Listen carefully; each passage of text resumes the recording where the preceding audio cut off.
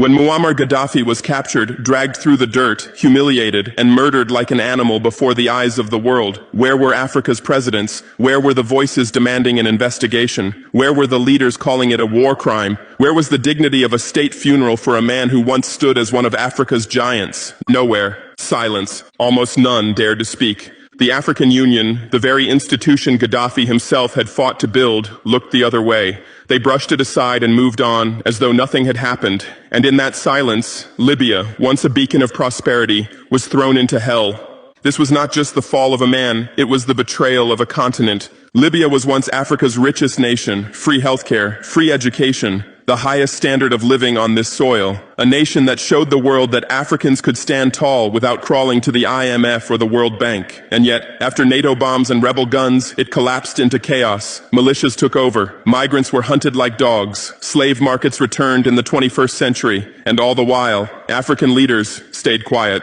Tell me, where are the memorials? Where are the annual speeches? Where are the lessons taught to our children about Libya's betrayal? There are none.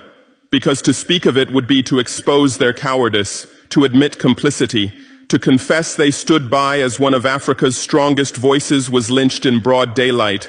But the people,